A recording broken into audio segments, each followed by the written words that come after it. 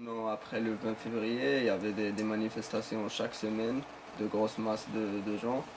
Et il y avait des soi-disant réponses du gouvernement avec une nouvelle constitution et quelques petites réformes, une nouvelle élection, que ça a fait qu'il a calmé la plupart de la population, il est calmé, il attend qu'est-ce qui va se passer, mais le mouvement il est toujours présent et il est toujours là. Ce qui est changé après le mouvement 20 février, c'est que les gens ont moins peur de parler, de sortir dans la rue et tout, mais ça reste un travail qui va être durable pour changer la société et changer les mentalités pour que ça soit vraiment un truc bien pour après changer le système. Et le film parle de la période de la création de ce mouvement et la période où il y avait cette constitution. Et la plupart des images sont filmées dans des manifestations qui étaient... la plupart de ces manifestations étaient contre le référendum de la constitution. Et je vous laisse découvrir après ce qui se passe et si vous avez des questions après. فهمتي 20 فبراير خصها تزيد تكمل المهمة ديالها. أنا اليوم قدام واحد المرحلة اللي كبيرة بزاف، اللي الشباب فهمتي خصو فريمون يوعى ويعرف راسو بأنه المغرب ديالو غادي لواحد الطريق خايبة إلا مشى في الطريق اللي عامرة البلاد اللي عامرة بالشفارة، البلاد اللي عامرة فهمتي بأنه ما مسوقش لولاد الشعب. دونك اي واحد خصو يبدا من راسو يغير، اي واحد خصو يكرس البديل ديالو. نعرفوا باننا هذا القانون ولا هذا السيستم ولا هذا النظام راه ما زايد لنا حتى شي حاجه، راه كيزيد غير يقتل فينا، راه كيزيد غير يشفرنا، راه كيزيد غير ياخذ لنا كلشي. فيقوا المغاربه، نوضوا هضروا على راسكم، ما تحترموا حتى شي حاجه اللي كتضركم، ما خاصكم تخافوا، ما خاصكمش تقدسوا شي حاجه اللي غتجي تضركم. نوضوا فيقوا هضروا على راسكم.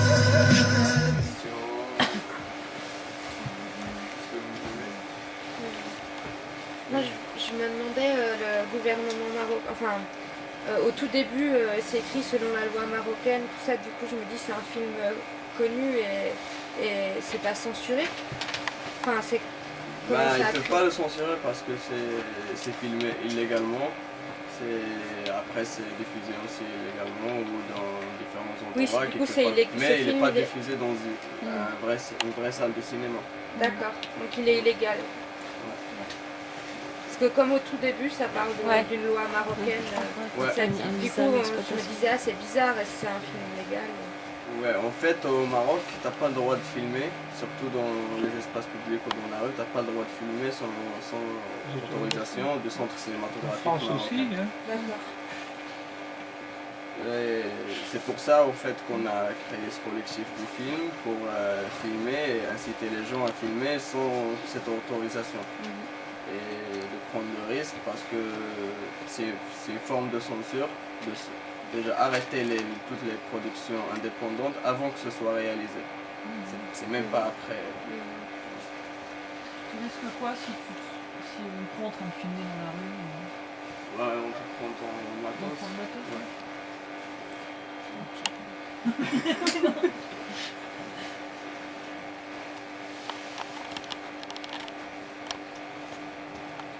Et là où ça en est maintenant? Où en est le mouvement? Le mouvement 20 février il existe toujours, mais il fait quelques activités de temps en temps. Mais ce que je trouve, à mon avis personnel, qui est bien, c'est que tous ces jeunes qui étaient réunis avant ce mouvement n'étaient pas des activistes ou quoi que ce soit. Ils se sont réunis pendant une année de lutte. Ils se sont retrouvés après à faire beaucoup de choses, dans beaucoup de petits collectifs, beaucoup d'initiatives en ce moment au Maroc. Et je trouve que c'est bien.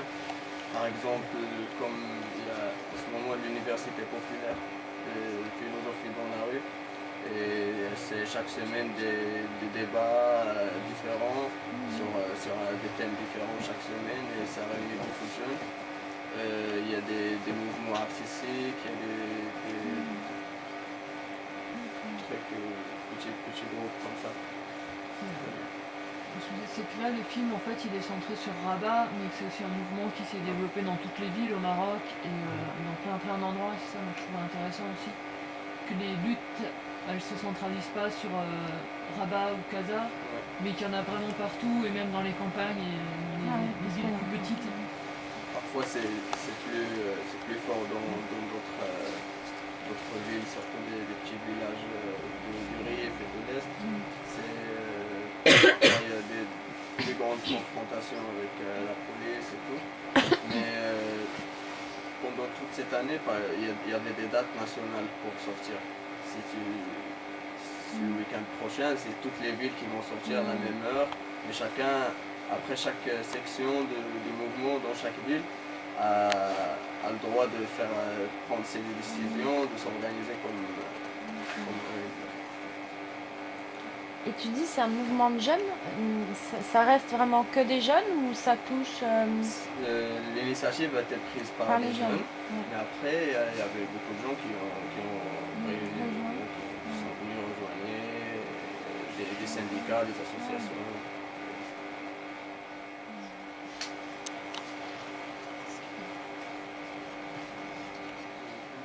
Traduit. La question c'est quoi le rôle des organismes des droits humains pour défendre les arrestations des militants au Maroc. Je vais lui répondre. هناك منظمات حقوق الإنسان منها الجمعية المغربية لحقوق الإنسان وأظن أنها هي الجمعية الوحيدة التي تقوم بمساندة المعتقلين السياسيين. وهناك منظمات اللي نقول أنها ممخزنة يعني تابعة للدولة التي هي عنوان كبير لحقوق الإنسان ولا تساند أي معتقل سياسي. Au Maroc, il y a l'association marocaine des droits humains. C'est la plus grande association des droits humains au Maroc. Et c'est elle qui soutient les détenus politiques à côté du mouvement 20 février. Et les autres organismes qui appartiennent à l'État en fait, c'est juste un grand titre de droits humains, ils ne font aucun soutien et aucune action pour les soutenir, pour changer cette situation. Il y a beaucoup de gens qui ont essuyé des actes d'emprisonnement ou je sais pas. Oui, il y a presque maintenant plus de 60 personnes. À la suite, il y a la chanson de la fin à laquelle il a été en prison 2 fois. Ouais. Une fois pour un procès monté et la deuxième fois il a été poursuivi par rapport à une vidéo qui était passée avec sa chanson pour atteinte c'est un morceau de rap où il insulte les publics, il dit que c'est des chiens et il il va y avoir un autre film après ou c'est le seul pour savoir si je peux éteindre ça. Quand vous voulez. Il y a un autre film de 30 minutes qu'on peut voir. Je laisse, si tout le monde est d'accord. Mais basta. Hamza, je voulais te dire, il y a eu des morts au sein du mouvement du 20 février chez les manifestants. Oui. Tu peux en parler de ça? Pas à Rabat. Pas à Rabat, mais quand même au sein du mouvement du 20 février. Je ne connais pas exactement le nombre de gens, mais il y a des morts tabassés par la police. À la suite des arrestations, des interpellations qu'ils ont. La violence, et après, il y en a même après la violence, il y a la négligence dans les hôpitaux publics. Ouais. Les hémorragies, il y a plein de trucs qui fait que c'est encore humain et c'est pas terrible. Et ça vient de la violence des forces de l'ordre à l'extérieur et au sein des prisons. Au sein de prison, oui, j'imagine, mais je ne suis pas assez spécialiste pour dire ce qui se passe au sein des prisons. Je n'ai jamais été arrêté. Oui, disons quand ils sont interpellés dans les postes de police, c'est ce que je veux dire. Beaucoup de Voilà. torture l'extérieur, dans la rue, devant tout le monde, personne ne parle. Ok. Il y a eu l'influence des révolutions dans les autres pays arabes, mais il y avait aussi un climat, je crois, au Maroc lui-même, déjà d'effervescence sociale, de lutte dans toute une série de secteurs. Dans le textile, les femmes, pour l'eau, dans la paysannerie. Enfin, je crois que ça entrait en même temps, quoi. Enfin, Je pense que c'est comme dans tous les pays, Tunisie, etc. C'est que ça s'est pas créé comme ça, sur rien, quoi. C'est qu'effectivement. La population, Il y avait un terreau et ce favorable. qui est différent de Tunisie ou d'Égypte, c'est que le régime marocain, le Marzen ou le monarque a plus de 12 siècles au Maroc, les plus enracinés dans le pays. Donc, nous, on a 3 ans pour l'instant. Déjà. Je vais te demander aussi l'homme qu'on voit à un moment qui énumère des morts, tu vois ce que qui énumère Ouais. une liste de Ouais. personnes qui ont été tuées par le régime. Ça fait référence à quelles circonstances, parce que c'est au fur et à mesure des années, il énumère sur plusieurs années. Ouais, Tu sais, toi, à quoi ça fait référence? Ça fait référence Ça fait référence aux détenus de la loi de terrorisme. C'est des activistes islamistes ou juste des gens qui sont islamistes qui se font arrêter peut-être pour leur activité secrète et aussi des gens qui n'ont aucune activité secrète juste parce qu'il y a une barbe et tout, il se fait arrêter à un moment et ils se font torturer dans les prisons, tuer jusqu'à maintenant. Dans les prisonniers politiques, en fait, tu as les islamistes, tu as les en gros progressistes, mais tu as aussi les islamistes.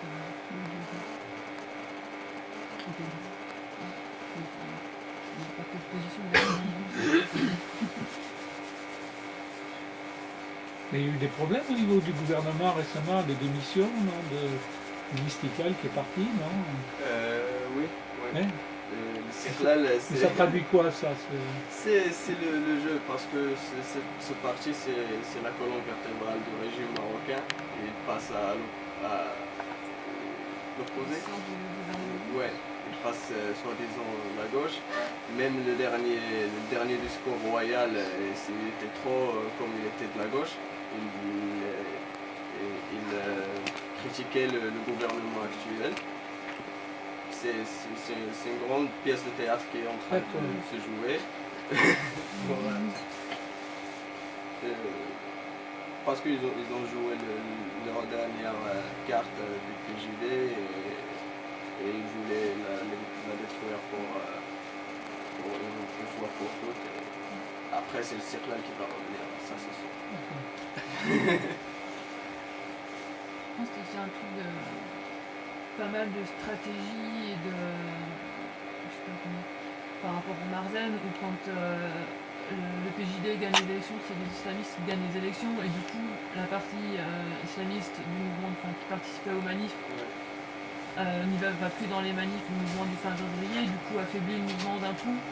Et t'as ce jeu avec les partis en donnant un truc, mais après du coup, bon là, le PJD commence à nous emmerder un peu, donc on va le retirer et faire en sorte qu'il ne soit plus là. Oui, même les gens de la population marocaine disent oui, maintenant c'est de nouvelles élections, un nouveau parti qui n'a jamais été au pouvoir, on va leur donner une chance, on va voir ce qui va se passer. Mais apparemment, ça empire. Il y a en ce moment les prix qui augmentent, qui ne cessent pas d'augmenter, de tout. Et la situation socio-économique est vraiment en bas.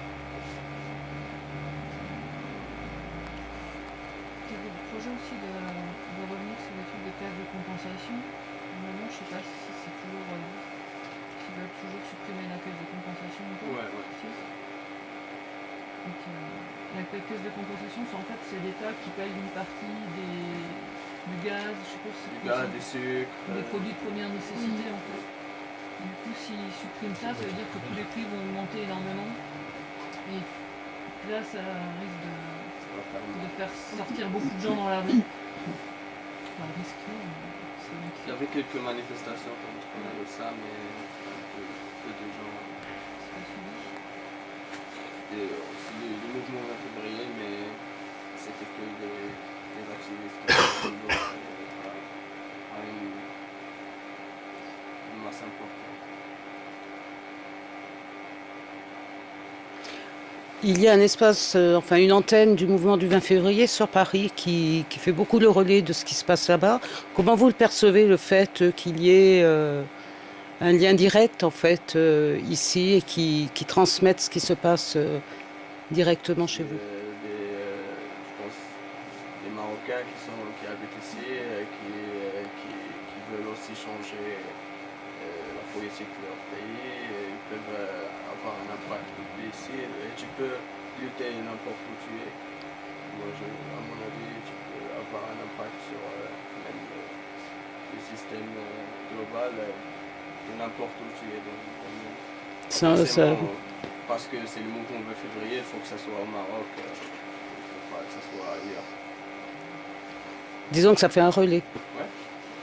Puis c'est fait un relais en France où tu as les médias qui ne parlent jamais très peu du Maroc ou qui en parlent juste pour nous montrer le côté un pays qui va bien, un bon exemple. Quand même, Sachant aussi que la politique de la France a un impact sur la politique marocaine aussi, donc c'est bien de faire pression sur l'État français d'ici pour qu'elle fait pression.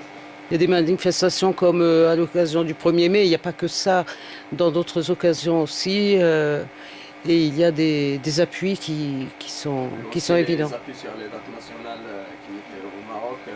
Ouais. Donc, bon, il y a toutes les villes du Maroc qui sortent, il y a Paris aussi qui sort. Ouais.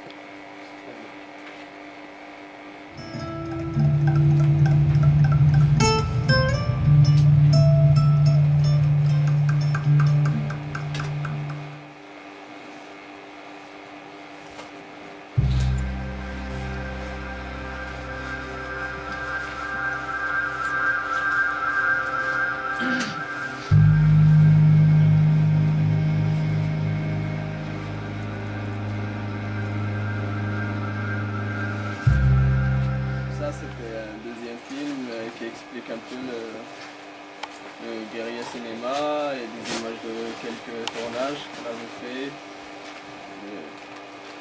Qu'est-ce que vous pensez? Romain?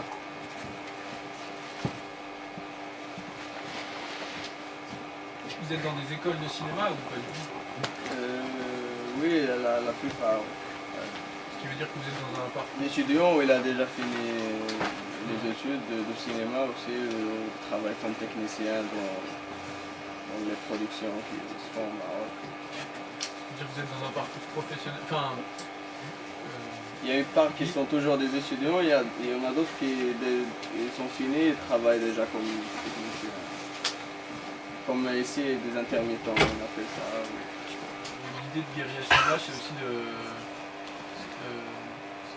pouvoir en vivre, j'entends, financièrement et avoir des salaires et tout ça.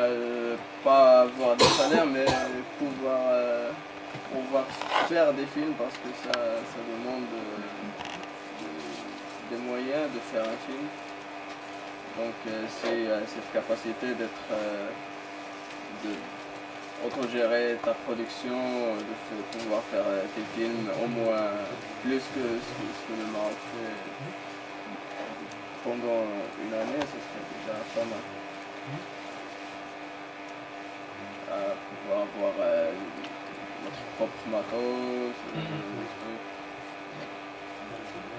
En fait, les premiers films, pour les produire, on a fait du crowdfunding sur internet. Il y a des plateformes, des sites web où tu expliques ton projet. Après, c'est des donations des gens qui vont donner sur internet. Et c'est avec ça qu'on a fait les films. Du coup, vous avez souvent des emmerdes quand vous filmez dans la rue, etc. Parce que du coup, c'est ça que vous expliquez, quoi, que tu te fais assez vite. Ouais, par les autorités, on a vu même par les gens aussi, parce que ce qu'ils pensent, ils ont perdu confiance quelqu'un qui a une caméra, parce que sur la télé ils voient que de la merde, ils sont en train de se moquer d'eux. Du coup ils ont dit ouais, vous êtes les gens de la télé, vous voulez pour nous filmer et se moquer de nous et tout, et ils ont jeté des cailloux sur nous et tout. Mais à part les 2 fois là où il y a des gens qui viennent vous dire ça dans le film, par exemple pour tourner ça là, les 30 minutes, il y a d'autres moments où il y a des gens qui sont venus vous dire Non, normalement on filme discrètement pour ne pas avoir de problème, ou Merci. sinon Salut. à l'intérieur, mais sur la rue il y a plus de risques de ça. genre ça vous est arrivé de vous faire confisquer du matériel ou... Non, pas encore. On va partir avec. Je pense à la littérature ou la peinture, ou c'est partout pareil. Et pour la littérature, je sais pas s'ils peuvent arrêter quelqu'un qui est en train d'écrire. Mais pour publier quoi, censurer. Ouais, pour voilà. publier, ouais. Il y a beaucoup de livres qui sont censurés au Maroc. Sur le théâtre. Le théâtre. Il y a des journaux aussi qui sont censurés. c'est Ouais, bah Il y ouais. a généralisé, des quoi. journalistes Ouais. qui sont en prison. Il y a des... Puis il y a le pouvoir de l'image aussi, de la transmission de l'image. Mais après, parfois, peut-être il peut être plus d'impact avec un film qu'avec un journal ou avec un livre, puisque la majorité des Marocains ne savent pas lire. Mais en voyant les images, c'est pour ça que c'est plus censuré la vidéo qu'autre chose. Et du coup en contrepartie il y a beaucoup plus de trucs sur internet, enfin, genre les gens Ouais. ils mettent des trucs sur internet, Ouais. tout sur YouTube. C'est ça qu'on dit aux gens de faire, c'est de faire des films, les mettre sur internet, et c'est le mieux, parce que il y a trois chaînes au Maroc qui sont étatiques et qui vont jamais diffuser un truc pareil. Et les salles de cinéma, il y en a une salle de cinéma indépendante dans tout le Maroc, qui est à Tanger. Au mieux internet. C'est pas encore censuré internet, il n'y a pas encore de loi d'internet, donc il faut en profiter. C'est plus difficile quoi. Dernièrement, il y a un site web d'information, Lacom, Oui. qui a diffusé une vidéo de Al-Qaïda qui explique plein de trucs qui se passent au Maroc. Il était mis en prison. Après, là, il est relâché après beaucoup de protestes, mais juste parce qu'il a publié un lien. Il a fait que transmettre le lien en sur fait. son site web. Ouais.